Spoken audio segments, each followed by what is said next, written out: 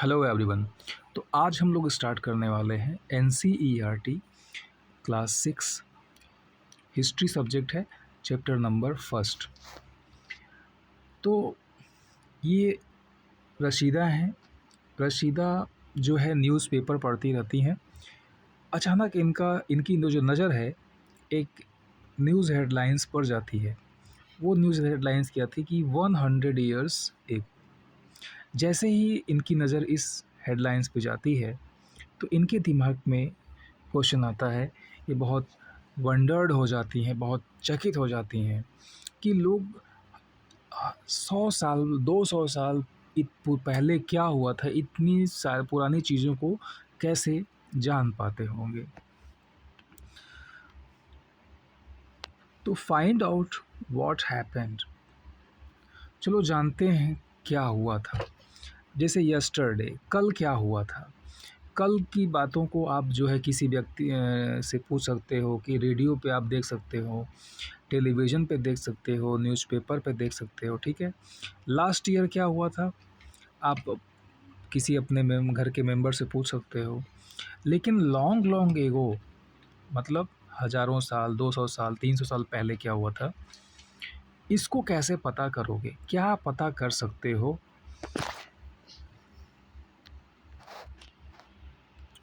तो what can we know about the past, हम past के बारे में क्या जान सकते हैं। पहला क्वेश्चन तो यही आता है कि भाई पास्ट के बारे में हम पहला तो हम जान सकते हैं, ठीक है।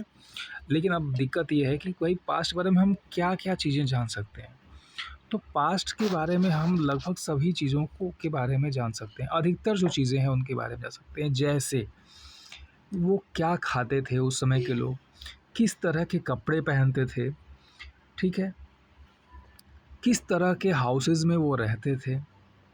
इसके अलावा हम पता कर सकते हैं कि उस समय के जो हंटर्स थे, जो शिकारी थे, वो कैसे रहते थे, फार्मर्स कैसे रहते थे, रूलर्स कैसे रहते थे, मर्चेंट्स मतलब व्यापारी कैसे रहते थे, ठीक है, प्रिस्ट्स मतलब साधु कैसे रहते थे, क्राफ्ट्स पर्सन्स कैसे रहते थे। क्राफ्ट्स मतलब जो हाथ से जो चीज़ें बनाते हैं, आर्टिस्ट्स उस समय कैसे रहते थे, म्यूजिशियंस किस तरह की म्यूज़िक बजाते थे, कैसे रहते थे, साइंटिस्ट के बारे में, इन सभी लोगों के बारे में हम जान सकते हैं, ठीक है। हम ये भी जान सकते हैं कि उस तरह के उस समय के बच्चे किस तरह के गेम खेलते थे, किस तरह की स्टोरीज़ सुना करते थे, ठीक है, किस तरह के वो गाने गाते थे। इन सभी चीज़ों के बारे में हम जान सकते हैं। वेयर डिड पीपुल लिव, अब चलिए हम जानते हैं कि पहले के लोग, उस समय के लोग कहाँ पर रहते थे। तो इसमें आपको एक मैप 1 है, यहाँ पे एक नर्मदा रिवर आपको दिखेगी। आइए एक बार हम आपको दिखा देते हैं नर्मदा रिवर कहाँ पर है। तो ये आपका नीचे मैप है और ये रही आपकी नर्मदा रिवर। ये ध्यान से देखेंगे गुजरात के नीचे है, ठीक है। तो ये आपकी नर्मदा रिवर है। अब आइए स्टार्ट करते हैं। तो people have lived along the banks of this river for several hundred years, thousands years, 100,000 years, मतलब हज़ारों साल पहले क्या हुआ कि जो लोग थे वो अधिकतर नदियों के किनारे बसते थे, ठीक है। अब नदियों के किनारे रहने का क्या रीज़न था, क्योंकि उस टाइम पे ना आज की तरह जैसे हमारे पास ट्यूबवेल्स हैं, वेल्स हैं, ये इस तरह की चीज़ें उस समय नहीं हुआ करती थी आदिमानव के ज़माने में, ठीक है। तो वे क्या करते थे, वो नदियों के किनारे रहते थे ताकि उनको जो पानी है, पानी की आवश्यकता जो है उनकी पूरी हो जाए। Some of the earliest people who lived here were skilled gatherer, और जो लोग यहाँ पे रहते थे वो बड़े ही स्किल्ड गैदरर थे, मतलब वो चीज़ों को इकट्ठा करते थे। जैसे वो खाने की चीज़ें अधिकतर जो है वो इकट्ठा करते रहते थे। They knew about the vast wealth of plants in the surrounding forest and collected roots, fruits and other forest product for their food। अब वो क्या था कि वे उस समय के लिए उनका जो धन था, आज हम हमारे पास जो हमारा जो धन है, जो हमारी पूंजी है, वो हम पैसे के रूप में देखते हैं, प्रॉपर्टी के रूप में देखते हैं। उस टाइम पे उनकी प्रॉपर्टी क्या थी कि वो कितना ज़्यादा अपने पास खाना इकट्ठा कर सके, ठीक है? जो जितना ज़्यादा खाने की चीज़ें इकट्ठा करता था वो उस समय मान लीजिए कि वही सबसे ज़्यादा वेल्दी पर्सन है, ठीक है? तो उस समय उनका जो वेल्थ क्या था, उनका उस समय का धन क्या था? प्लांट्स इन सराउंडिंग, उनके आसपास जितनी ज़्यादा प्लांट्स थे, जितने ज़्यादा फॉरेस्ट थे, वहाँ से वो चीज़ों को कलेक्ट कर सकते थे। जैसे वहाँ से रूट्स कलेक्ट कर सकते थे, फ्रूट्स कलेक्ट कर सकते थे, ठीक है? और इसके अलावा और जो भी चीज़ें हैं फॉरेस्ट से मिलने वाली, उन चीज़ों को वो कलेक्ट करते थे। दे ऑल्सो हंटेड एनिमल्स, और इसके साथ साथ वो जानवरों का भी वो शिकार करते थे।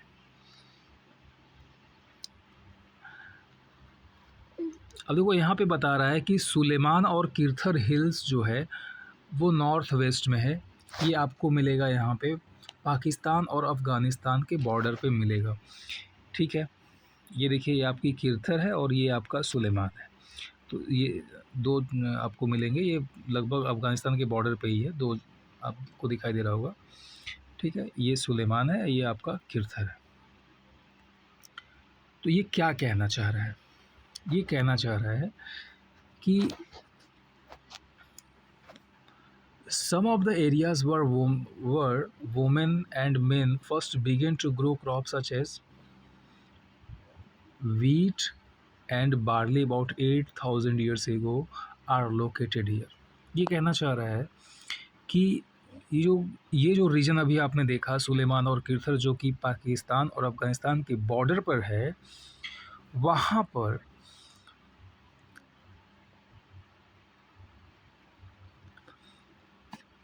लोगों ने लगभग 8,000 साल पहले, कितना? लगभग 8,000 साल पहले क्रॉप्स को ग्रो करना शुरू किया। और कौन सा crops? Wheat crops, wheat and barley. कौन सा क्रॉप्स? वीट एंड बार्ली, ठीक। People also begin rearing animals like sheep, goat and cattle and lived in villages.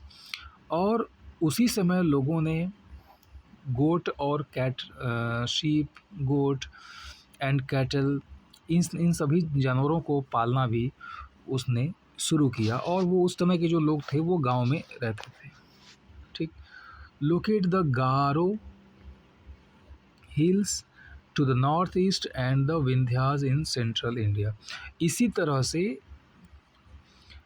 North east में आप जब जाते हो तो वहाँ पे गारो हिल्स है, ठीक है। और वही अगर सेंट्रल इंडिया में जाते हो तो सेंट्रल इंडिया में एक विंध्य जो है जगह है, विंध्य माउंटेन्स, ठीक। ये देखो आप, ये सेंट्रल इंडिया है, यहाँ पे आपका ये विंध्यास रेंज मिल जाएगा आपको। यहाँ पे आपको गारो हिल्स मिल जाएगा। यहाँ पर भी जो है लोग रहना स्टार्ट करते हैं। These were some of the other areas where agriculture developed। तो ये कुछ और रीजन है जहाँ पर एग्रीकल्चर यानी कि खेती करने की शुरुआत इंसान ने की, ठीक। तो अब पहला क्वेश्चन यही से बन जाएगा कि भाई इंडिया में किस जगह पे 8,000 साल पहले खेती की शुरुआत हुई, एग्रीकल्चर की स्टार्टिंग हुई? तो वो है आपका सुलेमान और किर्थर रीजन। ये कहाँ पर है? ये है आपका अफ़गानिस्तान और पाकिस्तान के बॉर्डर पे। The places where rice was first grown are the north of the Vindhyas. और राइस जो है, चावल की खेती जो है सबसे पहले कहाँ शुरू हुई? तो वो है आपका विंध्यास में। विंध्या जो रेंज है, विंध्य रेंज के नॉर्थ साइड में, ठीक है। Trace the river Indus and its tributary. अब आप इंडस रिवर और उसकी ट्रिब्यूटरीज को फाइंड करो। ट्रिब्यूटरीज क्या होती हैं? ट्रिब्यूटरीज मतलब सहायक नदियाँ। जैसे एक मेन रिवर होती है और इस मेन रिवर में बहुत सारी छोटी छोटी रिवर्स आकर के मिल जाती हैं। तो इन जो छोटी छोटी रिवर्स हैं, इन्हीं को हम लोग ट्रिब्यूटरीज कहते हैं, ठीक।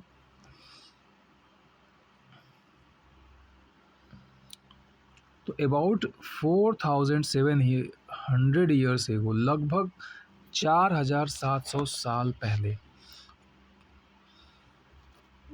कुछ some of the earliest cities flourished on the banks of the rivers. ठीक, मतलब विश्व के सबसे पहले, या आप कह सकते हो कि विश्व में सबसे पहली बार जो शहरों का निर्माण हुआ, वो लगभग कब हुआ? वो लगभग हुआ आपका 4700 साल पहले। वो भी किस जगह पे हुआ? वो हुआ आपका इंडस रिवर। कौन से रिवर? Indus river. ठीक है। Later about 2500 years ago, cities developed on the banks of the Ganga and its tributaries and along the sea coast। और ये जो गंगा और उसकी ट्रिब्यूटरीज हैं, उन जगहों पर शहरों का बसना कितने साल पहले हुआ? लगभग 2500 साल पहले। ठीक है। यानी इससे आपको क्या क्या चीज़ समझ में आता है? इससे हमको ये समझ में आता है कि भाई शहरों का जो विकास हुआ वो भी कहाँ पे हुआ? नदियों के किनारे। ठीक। और विश्व में जो सबसे प्राचीनतम पहली बार शहरों का विकास कहाँ पर हुआ? इंडिया में इंडस रिवर के आसपास के जो रीजन्स हैं वहाँ पर। और कितने साल पहले अगर पूछेगा तो 4700 साल पहले। ठीक है। और अगर आपसे पूछे भाई गंगा जो रिवर्स है वहाँ पर सिटीज़ का डेवलपमेंट कब से स्टार्ट होता है, तो भाई लगभग 2500 ईयर्स से वो वहाँ पर स्टार्ट होता है सिटीज़ का डेवलपमेंट। ठीक। यानी गंगा रिवर पे सिटीज़ का डेवलपमेंट पहले नहीं हुआ, पहले डेवलपमेंट कहाँ हुआ? इंडस रिवर के आसपास रीजन। ठीक है। वहीं से आपका इंडस वैली सिविलाइजेशन आप उसको पढ़ोगे अगले चैप्टर में भी। ठीक है। तो locate the Ganga and its tributary called the Son. ठीक है। तो आइए अब एक बार ज़रा हम लोग देख लेते हैं इंडस रिवर और गंगा रिवर को। तो भाई देखो, ये है आपका इंडस रिवर, ये है आपका इंडस रिवर, ये मेन जो रिवर जा रही है। बाकी ये जो रिवर्स है ना, ये इसकी हैं ट्रिब्यूटरीज। झेलम हो गई, ठीक है, चिनाब हो गई, रावी हो गई, है ना, सतलज हो गया। तो ये सब क्या है? ये ट्रिब्यूटरीज हैं इसके। ठीक। तो यही वो रीज़न है जहाँ पर आपका सबसे पहले सिटीज़ का डेवलपमेंट स्टार्ट होता है 4700 ईयर्स एगो। उसके बाद 2500 ईयर्स एगो हम लोग जब आते हैं तो ये इस वाले रीजन में सिटीज़ का डेवलपमेंट शुरू होता है। मतलब लोग इधर से इधर को ट्रांसफ़र होने लगते हैं। ठीक।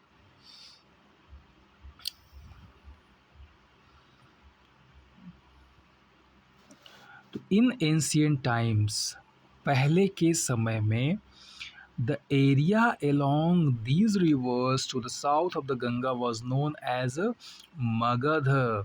ठीक है। Now lying in the state of Bihar. अब ये जो गंगा रिवर थी, इसी गंगा रिवर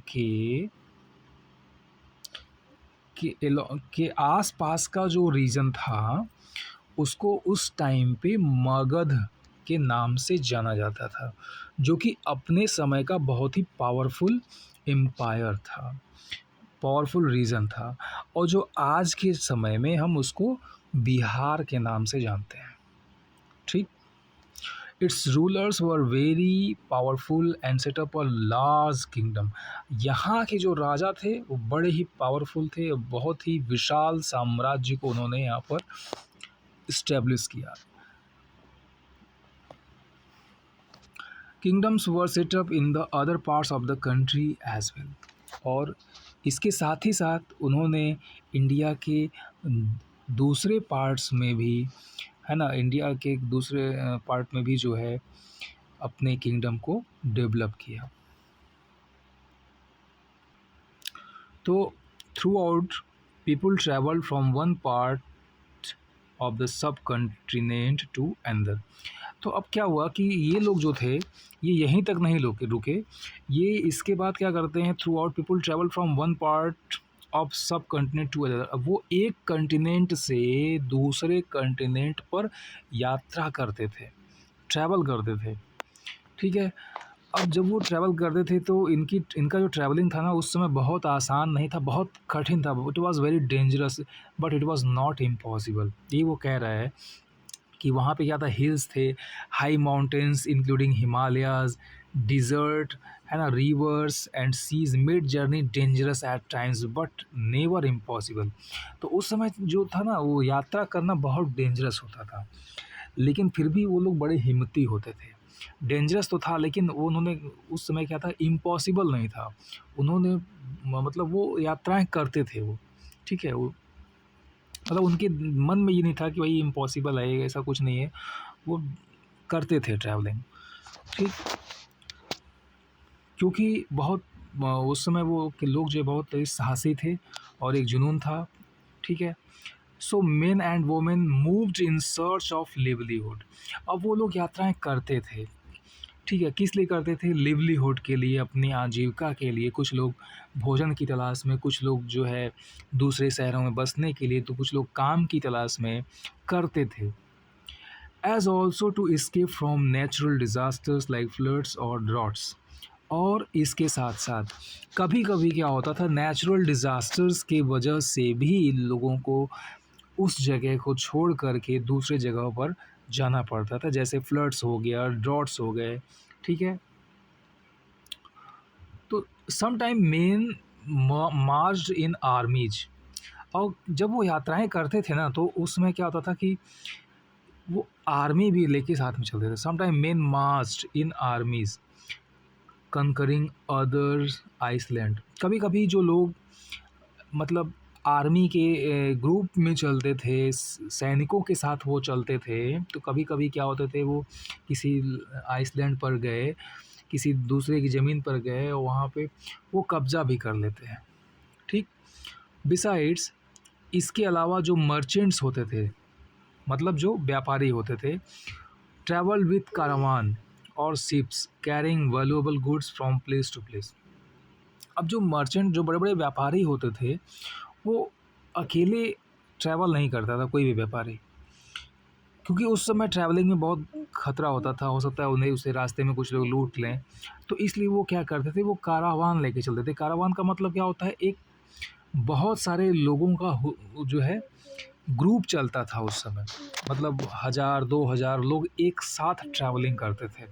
इससे क्या होता था कि जो बाहरी लोग अटैकर्स थे वो भी बड़े सावधान हो जाते थे, क्योंकि एक व्यक्ति पे कोई भी अटैक करके उससे चीज़ों को आसानी से छीन सकता है, ठीक है? तो ये ग्रुप में चलते थे और पूरा जो है अस्त्र शस्त्र के साथ चलते थे। And religious teachers walked from village to village. और इसके साथ साथ जो रिलीजियस टीचर्स थे, मतलब जो शिक्षक होते थे, धर्मगुरु होते थे, वो गांव-गांव जाते थे, शहरों-शहरों जाते थे, stopping to offer instructions and advice on the way. और रास्ते में ही जहाँ रुकते वो अपने उपदेश को, अपने ज्ञान को लोगों को बाँटते चलते, सिखाते चलते, ठीक है? Finally, some people perhaps travel driven by a spirit of adventure, waiting to discover new and exciting places। और इसके अलावा कभी-कभी कुछ लोग ऐसे भी थे जो बड़े ही साहसी लोग थे। वो एडवेंचर की तलाश में, मतलब साहसिक यात्रा पर निकल जाते थे।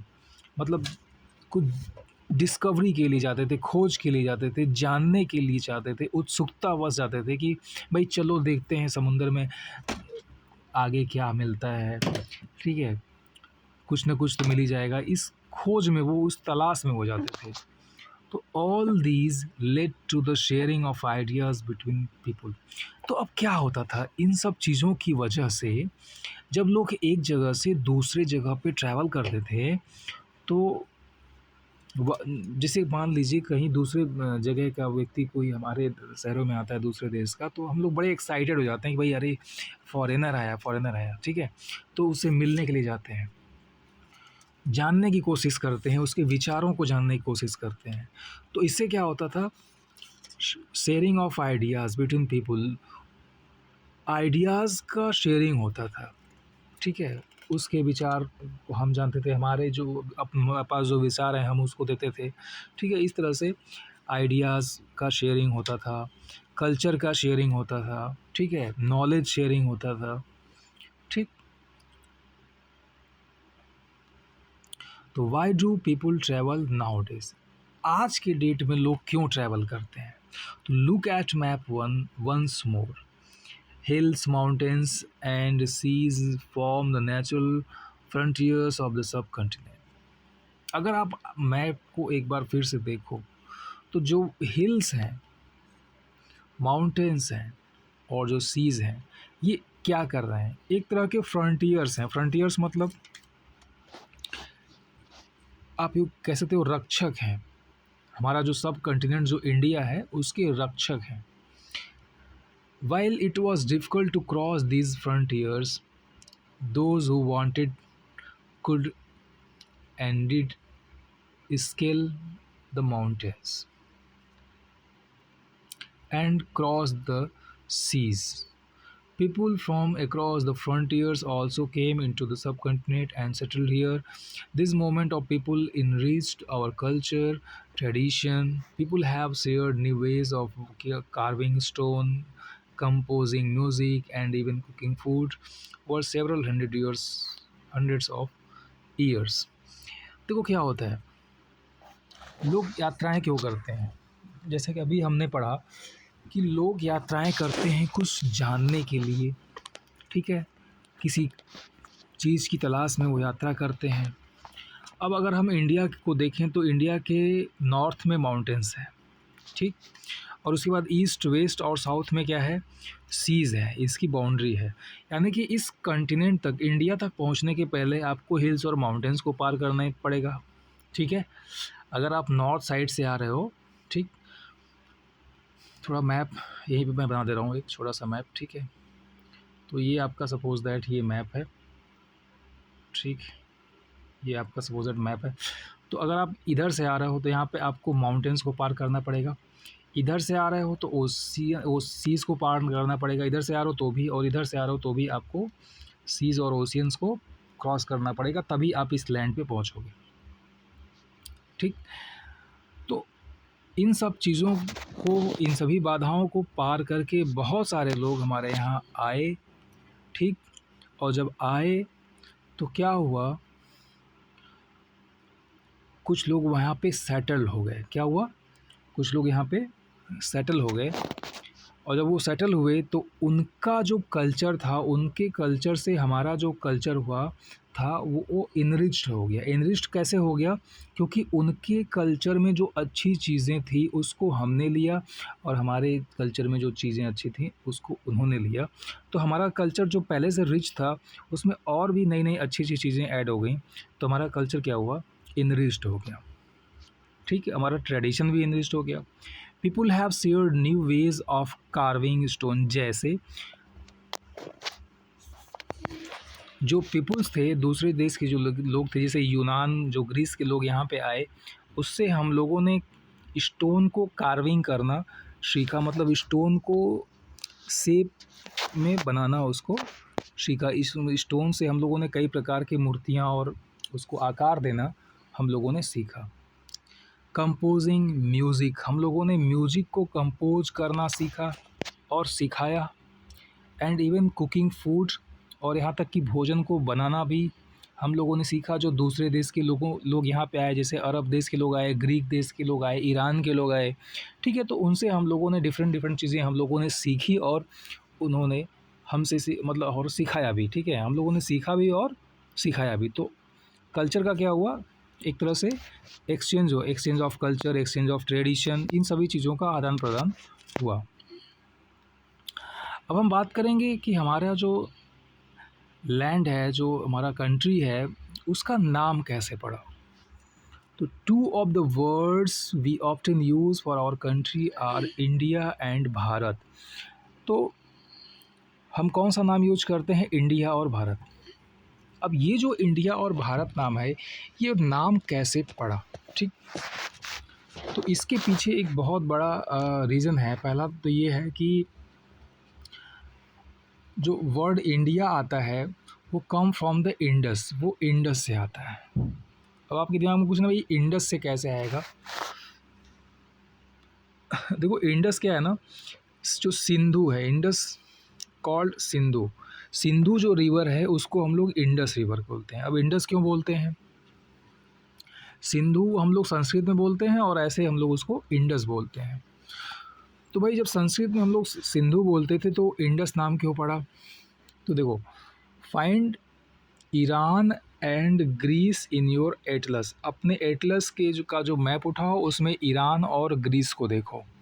ठीक, ग्रीस जो है एक यूरोपियन कंट्रीज़ है और ईरान जो है आपको मिल जाएगा, ये जो आपका सपोज दैट यहाँ पे इंडिया का मैप है तो इसके आप लेफ़्ट में आओगे तो अफ़गानिस्तान के ऊपर कजाकिस्तान के और ऊपर आ जाओ तो यहाँ पे लमसम आपका आएगा Iran.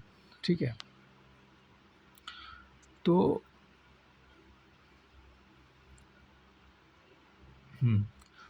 The Iranians and the Greeks, तो यहाँ के जो लोग आए, जो ईरान के जो लोग थे उनको हम लोगों ने कहा ईरानियन, और जो ग्रीस के देश के जो पीपल थे उनको हमने कहा ग्रीक्स।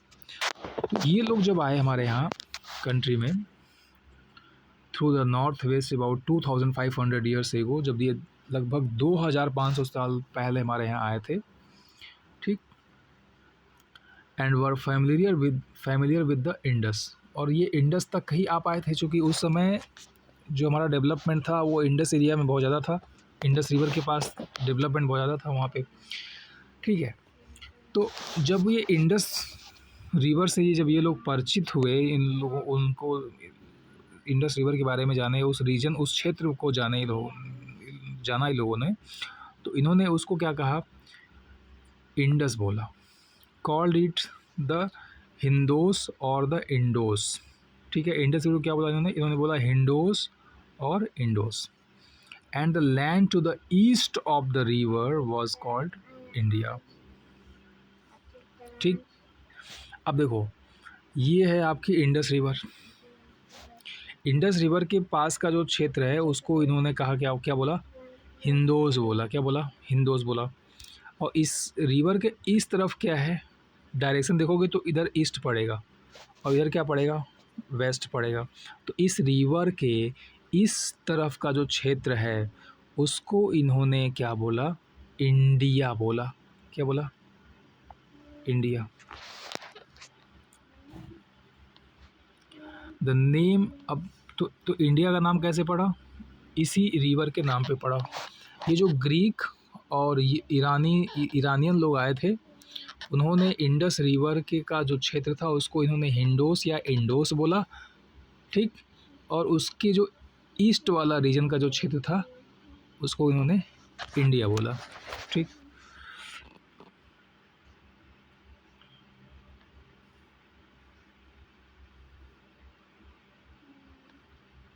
ठीक, तो the name Bharat was used for a group of people who lived in north west.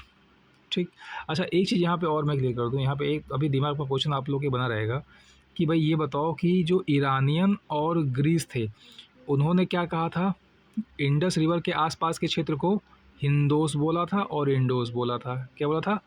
हिंदोस और इंडोस। तो उसी के नाम पर इंडोस जो है ना, इंडोस के नाम पर ही ईस्ट, उस रिवर के ईस्ट की जो रीजन है उसको इंडिया कहा गया। अब यहाँ पे एक चीज़ आपको और क्लियर कर दें, ये जो इंडिया है ना, इंडिया ईरानियन और ग्रीक्स ने नहीं कहा था। ईरानियन और ग्रीक्स ने इंडस रिवर के पास के क्षेत्र को हिंदोस और इंडोस बोला था। इंडिया जो नाम है ना वो इसी इंडोस के नाम पर पड़ गया। ठीक, बाद में उसको कहा जाने लगा। उन्होंने तो सिर्फ इंडोस और हिंडोस नाम दिया था। ठीक, चलिए अब बात कर लेते हैं भारत।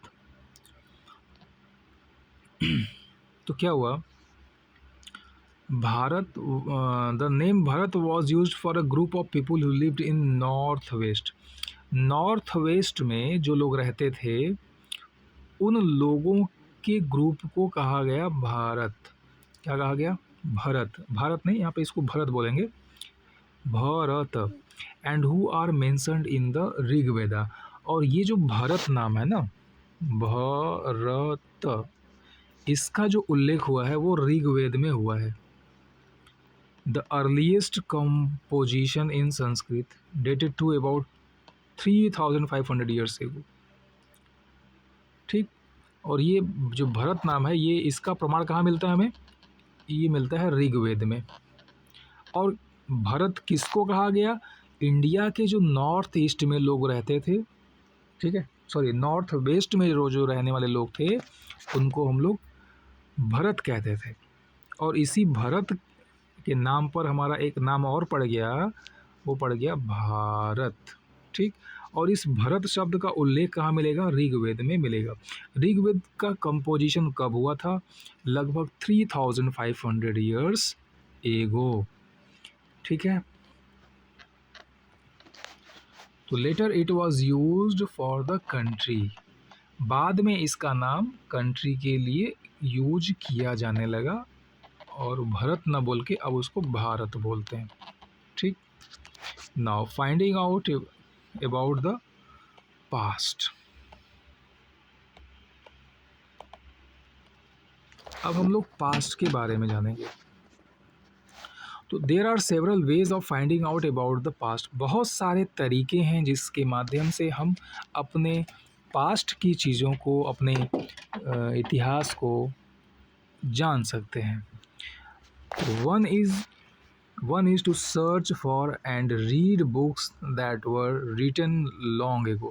तो सबसे जो पहला तरीका है वो है आपका कि इन सब के बारे में आप सर्च करो एंड रीड बुक्स, किताबें पढ़ो। कौन सी किताबें? जो उस टाइम पे लिखी गई थी।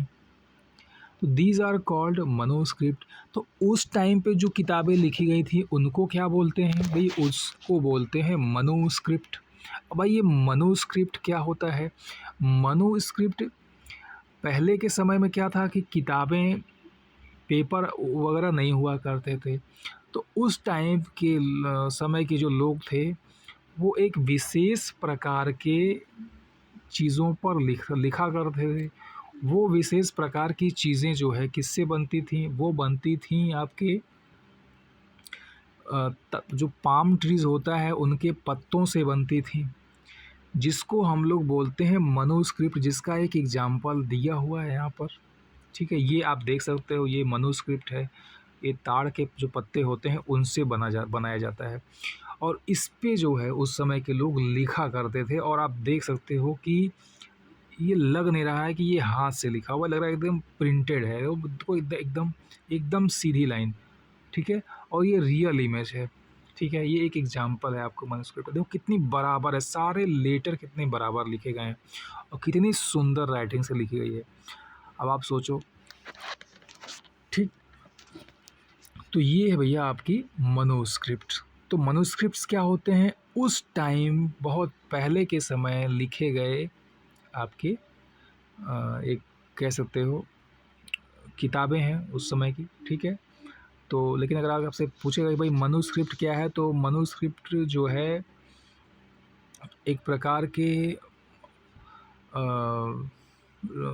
Because they were written by hand, this comes from the Latin word manu. तो मनुस्क्रिप्ट क्या है? Manuscript is a book written in olden times. ठीक है।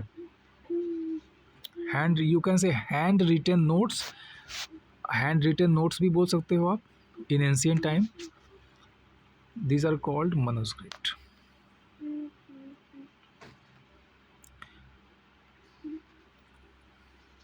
These were usually written on palm leaf, on the specially prepared bark of tree known as the birch, which grows in the Himalaya।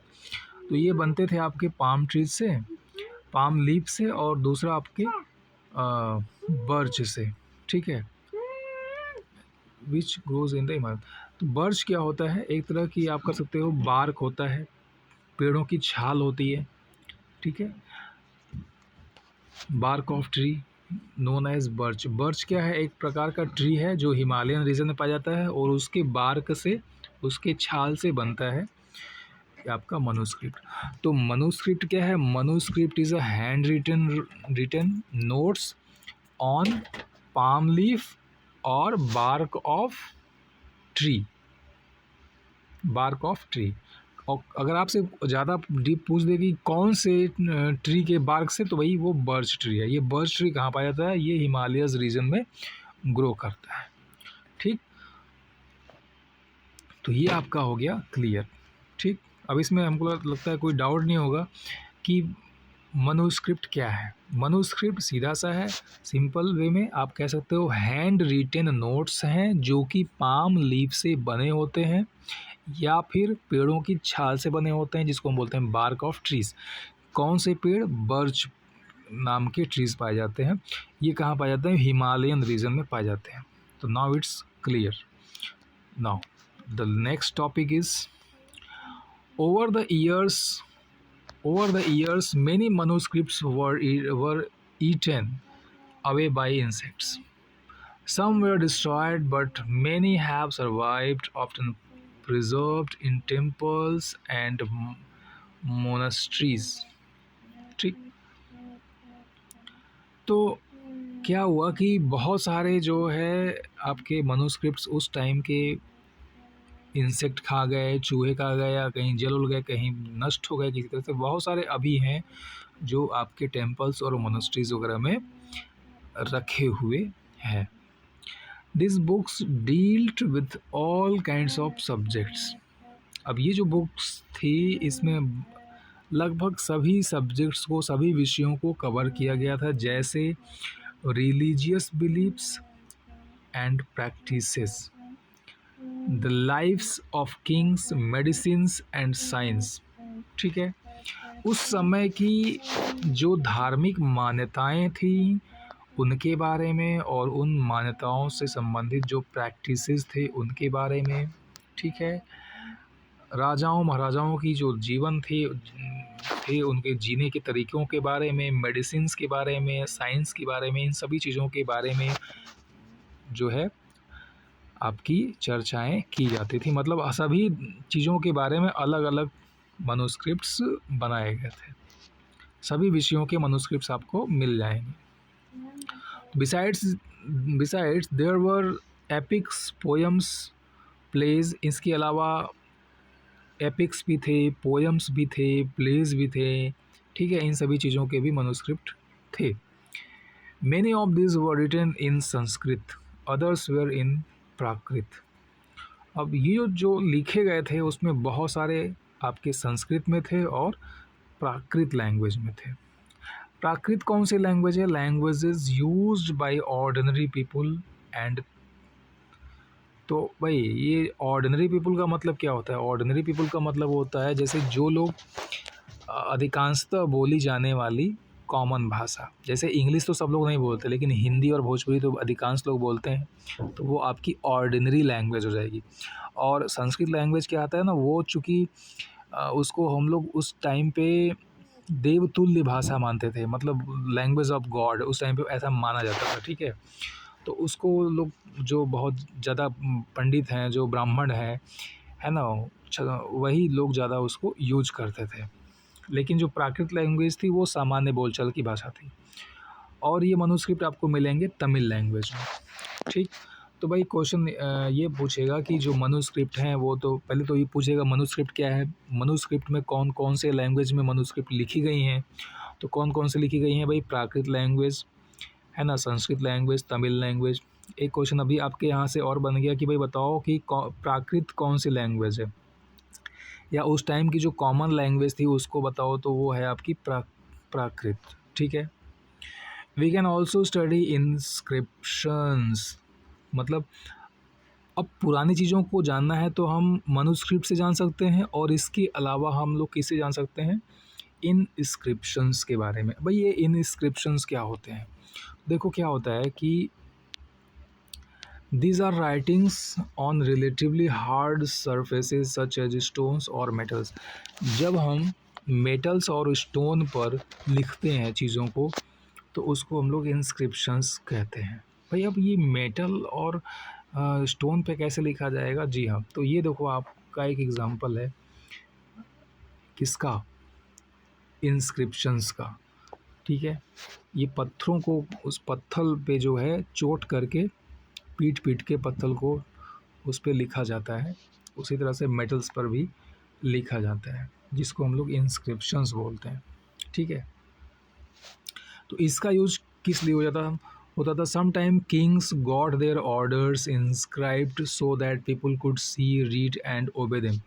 तो क्या होता था, कभी कभी जो राजा महाराजा लोग होते थे, वो लोग परमानेंट नोटिस निकालने के लिए कोई ऑर्डर दे दिया, कोई रूल्स लगा दिया, तो उसके लिए वो ऐसे ही इंस्क्रिप्टेड करवा करके उसको पिलर्स पे, है ना, उसको रखवा देते थे ताकि वो जल्दी इरेज ना हो, बारिश पानी से ख़राब ना हो। ठीक है,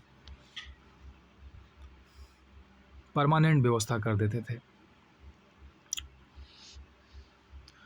there are other kings of inscriptions as well were men and women, including kings and queens, recorded what they did. इसके अलावा कुछ दूसरे जो लोग थे, अदर काइंड्स ऑफ इंस्क्रिप्शन, कुछ दूसरे काइंड्स के भी इंस्क्रिप्शंस होते थे। जैसे लोग कुछ रिकॉर्ड करना हुआ, जैसे कुछ खास दिन है, किसी का जन्मदिन है, उसको उन्होंने किसी पत्थर पे राइट करवा दिया। ठीक है, किसी की शादी हुई, उस डेट को राइट करवा दिया, कुछ खास उसने अपने जीवन में प्राप्त कर लिया, उसको लिखवा दिया। तो इस तरह की भी आपको इंस्क्रिप्शंस मिलते हैं। For example, Kings often kept records of victories in battle. उस टाइम पे आप जानते हो राजा महाराजा युद्ध लड़ते थे, तो अपनी जो जीत, अगर वो युद्ध में जीत जाते तो उस जीत को यादगार के रूप में वो जो है पत्थरों पे लिखवाते थे, मेटल्स पे लिखवाते थे। ठीक है, ताकि वो परमानेंट बना रहे। अब ये क्या है, an old inscription in this inscription dates to about 2250 years ago. अब ये देखो, ये 2250 साल पुराना इंस्क्रिप्शन है। And was found in Kandahar. ये कहाँ से मिला? कंधार से मिला। ये प्रेजेंट डे अफ़गानिस्तान। ये कंधार कहाँ पड़ेगा भाई? आज की डेट में अफ़गानिस्तान में पड़ेगा, जहाँ पे वो तालिबानी है। It was inscribed on the orders of ruler named Ashoka. ये अशोका के रूल, जब उस समय पे अशोका रूल करता था तो उसने ये बनवाया था। ठीक, अब ये क्या है, when we write anything we use a script. जब हम कुछ चीज़ें राइट करते हैं तो हमें किस चीज़ की ज़रूरत पड़ती है? स्क्रिप्ट की। स्क्रिप्ट्स कंसिस्ट ऑफ लेटर्स और साइंस। इंस्क्रिप्ट क्या होते हैं? कुछ लेटर्स और साइंस के जो है ग्रुप होते हैं। When we read what is written or speak, we use a language। लेकिन जब हम उन्हीं इंस्क्रिप्ट का यूज करके कुछ राइट करते हैं, कुछ बोलते हैं, तो वो क्या बन जाता है? वो लैंग्वेज बन जाता है। This inscription was inscribed in 2 different script. अब ये जो इंस्क्रिप्शंस लिखे गए हैं, इसमें 2 तरह के स्क्रिप्ट्स का यूज हुआ है। ठीक, एंड लैंग्वेज। एक है आपका ग्रीक, जो टॉप पर जो ऊपर लिखा हुआ है, ये देखो, ये आपका ग्रीक में लिखा हुआ है। एंड अरामाइक, जो नीचे लिखा हुआ है, ये अरामाइक लैंग्वेज का यूज किया गया है। ठीक है, तो इस तरह से ये जो आपका मिला है इंस्क्रिप्शन, इसमें 2 तरह की लैंग्वेज मिल जाते हैं।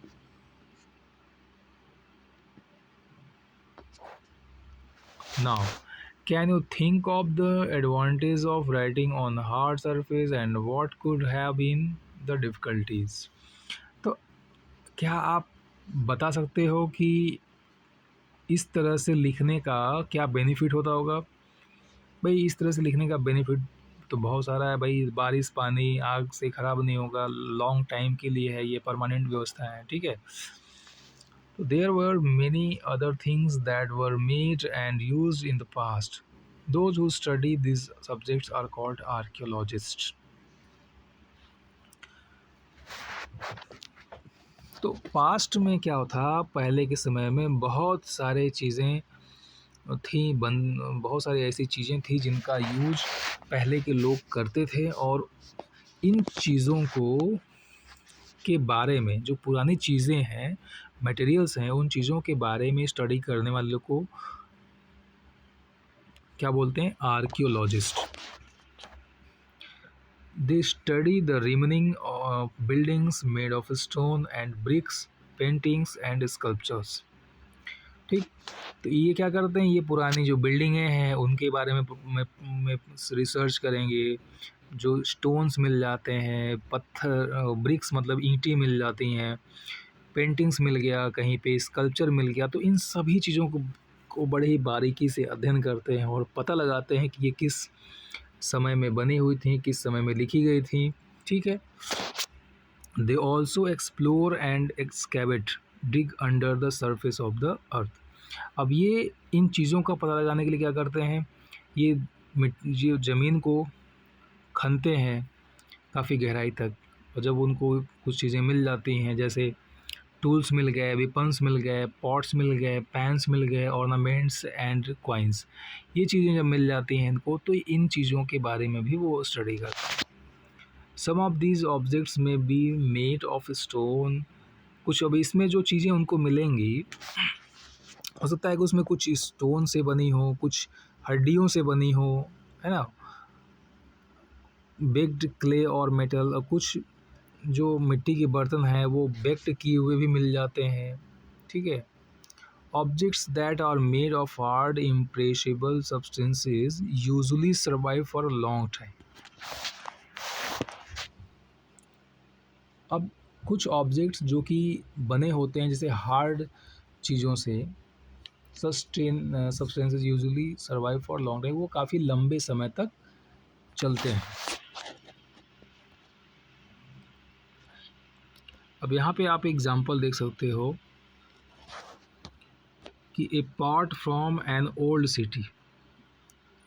ये एक पॉट है जो कि हमें बहुत ही पुराने समय, जो इंडस वैली सिविलाइजेशन थी वहाँ से मिला है। ये लगभग 4700 साल पुराना है। उस टाइम पे दो लोग कितने कलाकार होते थे। ठीक है। एन ओल्ड सिल्वर क्वाइन, ये ओल्ड आपका सिल्वर क्वाइन है उस टाइम का। Coin such as this one were in used about 2500 years.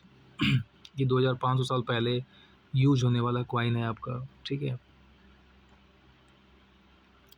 तो अब आर्कियोलॉजिस्ट क्या करते हैं, archaeologist look for bones of animals. वो एनिमल्स की हड्डियों के बारे में, बर्ड्स की हड्डियों के बारे में, फिश की हड्डियों के बारे में स्टडी करते हैं, to find out what people ate in the past. और जानने की कोशिश करते हैं कि उस समय के लोग क्या खाना पसंद करते थे। Plant remain survive for more rarely if seeds of grain or pieces of wood have been burnt, they survive in charred form. Do you think cloth is found frequently in archaeologists? क्या आप सोचते हो कि क्या उस समय के लोगों, जो आर्कियोलॉजिस्ट हैं उनको कपड़े वगैरह बड़े आराम से मिल जाते होंगे? देखो कपड़े वगैरह क्या है ना, वो थोड़ा डिकम्पोज़ हो जाते हैं जल्दी से। बाकी जैसे जो मेटल्स वगैरह की चीज़ें हैं, जो क्ले पॉट्स जो है आपके पका दिए गए हैं, वो जल्दी आपके डिकम्पोज़ नहीं होते हैं। हाँ, कपड़े भी मिलते हैं, ऐसा नहीं है, कपड़े भी मिलते हैं। Historians that is scholars who study the past often use the word source to refer to the information found from manuscripts, inscriptions and archaeology. देखो जो हिस्टोरियंस हैं, जो कि बहुत विद्वान हैं, वो स्टडी द पास्ट, जो पास्ट के बारे में स्टडी करते हैं, उनको अगर ये चीज़ें मिल जाती हैं, जैसे कोई मनुस्क्रिप्ट मिल गई, कोई इंस्क्रिप्शंस मिल गया, तो उसको क्या बोलते हैं, वो बोलते हैं भैया ये रिसोर्स है। क्या बोलते हैं वो? रिसोर्स है। क्यों बोलते हैं? क्योंकि अब उन चीज़ों से जो उनको मिली हैं, जैसे कोई इंस्क्रिप्शन मिल गया, कोई मनुस्क्रिप्ट मिल गई, तो उन चीज़ों से वो क्या करेंगे, जान पाएँगे उस समय के बारे में, तो वो उनके लिए बड़ी ही उपयोगी होती हैं। तो जो चीज़ें जिनके लिए उपयोगी होती हैं, उन चीज़ों को हम क्या बोलते हैं भाई? उनको हम सोर्स बोलते हैं भाई। जो हमें पानी क्या है? हमारे लिए बहुत उपयोगी है, तो पानी क्या है? Water is a resource, source है। तो ऐसे ही आर्कियोलॉजिस्ट जो होते हैं, वो सोर्स बोलते हैं उन चीज़ों को, किसको? मैन्युस्क्रिप्ट को, इंस्क्रिप्शंस को, या आप कह सकते हो उन चीज़ों को सोर्स बोलते हैं जिससे उन्हें पास्ट के बारे में जानकारी मिलती है। ये इम्पोर्टेंट पॉइंट है आपका कि भाई सोर्स किसको कहा जाता है, ठीक। Once sources are found, learning about the past becomes an adventure, ठीक है। और जैसे ही उनको सोर्स मिल जाता है, आर्कियोलॉजिस्ट को या हिस्टोरियंस को जैसे ही मिल जाता है सोर्स, अब उनके लिए क्या होता है, पास्ट के बारे में स्टडी करना अब उनके लिए एक एडवेंचर हो जाता है। अब उनके अंदर एक उत्सुकता आ जाती है, जिज्ञासा आ जाती है कि हाँ भाई ये मिल गया, अब हम इसके बारे में जान पाएंगे। जैसे ये इंस्क्रिप्शन मिल गया अशोका का, अब उनके बारे में हम पढ़ेंगे और समझेंगे कि उस टाइम उसमें क्या लिखा हुआ है, राजा क्या कहना चाहता है, ठीक है। तो एक उनको एक एक्साइटमेंट मिल जाता है। So historians and archaeologist are like detectives who use all these sources like clues to find about our past। तो ये जो आर्कियोलॉजिस्ट होते हैं, जो हिस्टोरियंस होते हैं, वो कैसे होते हैं, वो डिटेक्टिव की तरह होते हैं जो इन सभी चीज़ों को यूज करके समझने का प्रयास करते हैं, ठीक है, क्लूज निकालने का प्रयास करते हैं पास्ट के बारे में।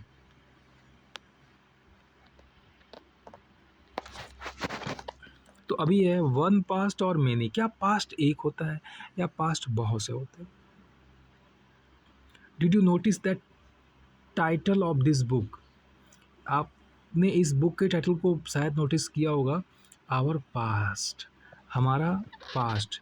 We have use the word past, हमने पास्ट का वर्ड नहीं किया, हमने क्या यूज किया, past in plural to draw the attention to the fact that the past was different for different groups of people. यानी कि अलग अलग ग्रुप्स के लोगों के लिए, ठीक है, का सॉरी जो अलग अलग ग्रुप के लोग हैं उनके लिए जो इतिहास होता है, जो पास्ट होता है ना, वो अलग अलग होता है। अब ये भाई कैसे अलग अलग होता है, जैसे for example the lives of herders और farmers were different from those of kings. अब ये जो हर्डर्स हैं, जो फार्मर्स हैं, इनका जो लाइफ है ना, वो किंग के लाइफ से अलग है एंड क्वींस के लाइफ से। जैसे the lifes of merchants were different from those of crafts person. अब देखो भाई, मर्चेंट का जो लाइफ है, वो क्राफ्ट पर्सन का लाइफ है, वो दोनों अलग अलग है। तो जो मर्चेंट होंगे वो जब इस इतिहास के बारे में पढ़ेंगे तो वो अपनी चीज़ों के बारे में पढ़ेंगे भाई कि वो उस समय के जो मर्चेंट होते थे वो क्या करते थे, ठीक है। राजा जब इतिहास देखेंगे उठा के तो वो अपने पिछले राजा के बारे में पढ़ेगा कि भाई उस समय के राजा क्या करते थे, कैसे नहीं, है ना, एंड सो ऑन। तो अलग अलग लोगों के लिए जो हिस्ट्री होता है वो क्या होता है, अलग अलग होता है, ठीक है। इसलिए इतिहास जो है एक नहीं होता, अलग अलग लोगों का अलग अलग इतिहास होता है, ठीक। Also as is true even today, people follow different practices and customs in different parts of the country। जैसे आज के डेट में हम देखते हैं कि अलग अलग लोग जो है, अलग अलग तरह के धर्म हैं, अलग अलग तरह की सोसाइटीज़ हैं। तो ये चीज़ें पहले भी थी, पहले के समय में भी अलग अलग कस्टम्स थे, अलग अलग प्रैक्टिसेस थे, अलग अलग रीति रिवाज परंपराएं जो होती है ना, वो अलग अलग समाज में अलग अलग प्रकार की जो है थी, उस टाइम पे भी थी। तो उनका भी अपना एक हिस्ट्री रहता है, उनका भी अपना एक इतिहास रहता है। For example, today most people living in the Andaman Islands get their own food by fishing, hunting and collecting forest product। जैसे अगर एक अंडमान आइसलैंड है, वहाँ पे अगर आप जाओगे तो आज के डेट में भी लोग जो है अपना जो फूड है ना, वो फिशिंग करके लेते हैं, हंटिंग करते हैं, शिकार करते हैं, है ना। और फॉरेस्ट प्रोडक्ट को ही जो फॉरेस्ट से मिलने वाली चीज़ें हैं उनको इकट्ठा करते हैं और उसी से अपना जीविकोपार्जन भी करते हैं, अपना वो जीवन जीते हैं। तो by contrast most people living in cities depend on others for supplies of food. अब जो सिटीज़ में रहने वाले लोग हैं भाई, वो क्या है, वो दूसरे पे डिपेंड है अपने, जैसे सप्लाईज ऑफ फूड, खाने की जो चीज़ें हैं ना, वो दूसरे पे डिपेंड है। जैसे अब गांव देहात में क्या है, विलेज एरिया में क्या होता है, लोग अपना उगाते हैं, चावल गेहूँ पैदा करते हैं और खाते हैं। और शहर के लोग क्या करते हैं, वो जो विलेज में लोग चावल गेहूँ पैदा करते हैं उनसे वो खरीदते हैं, ठीक। तो differences such as these existed in the past as well. तो इस तरह के जो डिफरेंस हैं वो जैसे पहले आज की डेट में है, उसी तरह के पहले के टाइम में भी गांव थे, शहर थे, ठीक है। और शहरों के लोग जो है गांव पे डिपेंड थे खाने पीने की चीज़ों के लिए, ठीक। तो besides there is another kind of difference, इसके अलावा कुछ दूसरे तरह के भी डिफरेंसेस हैं। जैसे we know a great deal about kings and the battles they fought because they kept records for their victories. जैसे कि हम जानते हैं कि जो पहले के जो राजा महाराजा होते थे वो बैटल्स लड़ाइयाँ लड़ते थे, ठीक है। और जब लड़ाइयाँ लड़ते थे और जब जीतते थे तो उनके रिकॉर्ड्स को रखते थे।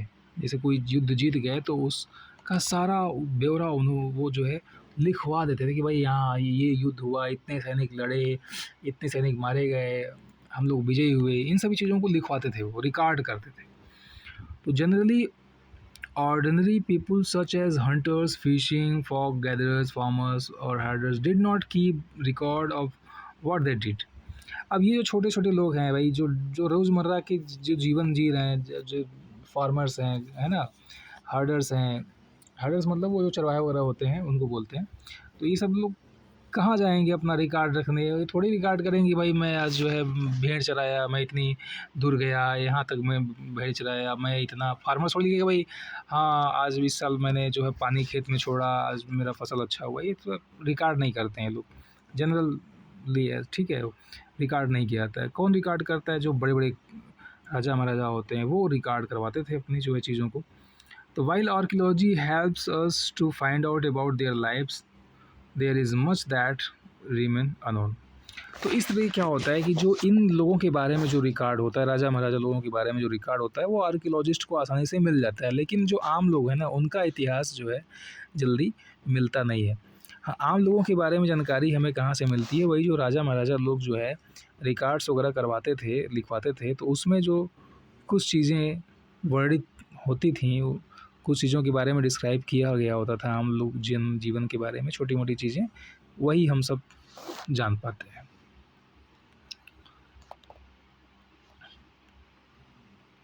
नाउ अब ये लास्ट आपका टॉपिक है, what do dates mean. Dates का मतलब क्या होता है? If somebody ask you the date, अगर कोई आपसे कोई डेट पूछे तो you will probably mention the day, month and year, ठीक। तो अगर आपसे कोई व्यक्ति डेट पूछता है तो आप क्या क्या चीज़ें बताते हो? आप बताते हो डे, आप बताते हो मंथ, और आप बताते हो ईयर, तब जाके बनता है डेट, डेट्स, ठीक है। तो 2000 एंड समथिंग इस तरह से। तो these years are counted from the date generally assign to the birth of Jesus Christ. तो ये जो डेट की शुरुआत हुई ना, ये हम लोग काउंटिंग इसी कहाँ से करते हैं? ये काउंटिंग हम लोग करते हैं जब जीसस क्राइस्ट का जन्म होता है वहाँ से, ठीक। द फाउंडर ऑफ क्रिश्चियनिटी, जो क्रिश्चियनिटी की संस्थापक हैं। सो 2000 means 2000 years after the birth of Christ. तो अगर हम कहते हैं कि भाई 2000 साल हो गए, तो इसका मतलब क्या है? इसका मतलब यह है कि जीसस क्राइस्ट के जन्म के बाद वाले 2000 साल के बारे में बात कर रहे हैं, यानी कि जो 2000 साल है ना वो किसी बारे में बात कर रहे हैं, यानी कि हम लोग बात कर रहे हैं जीसस क्राइस्ट के जन्म के 2000 साल बाद, ठीक। हम अगर भाई बात करें कि आज की डेट में 2025 हो रहा है, तो इसका मतलब क्या? इसका मतलब ये है भैया कि जिस समय जीसस क्राइस्ट का जन्म हुआ था तब से लेके आज तक का जो समय है वो कितना है? 2025 है, ठीक। तो all dates before the birth of Christ are counted backwards and usually have the letters BC before Christ added on। और तो भाई अब उसके उनके जन्म के पहले का क्या होगा? तो उनके जन्म के पहले का जो डेट और है वो हम लोग बैकवर्ड काउंट करते हैं, पीछे की तरफ गिनते हैं, ठीक है। तो in this book we will refer to the dates going back from the present using 2000 as our starting point, ठीक है। तो इस तरह से ये आपका चैप्टर लगभग हो गया कंप्लीट। ठीक, तो आई होप आपको चीज़ें समझ में आई होंगी, और अगर कोई चीज़ें आपको समझ में नहीं आई या फिर अगर आपको कुछ सुझाव देना है तो वो आप ज़रूर दें। ठीक है, तो मिलते हैं नेक्स्ट वीडियो में। तब तक के लिए have a nice day to all of you. Thank you for watching.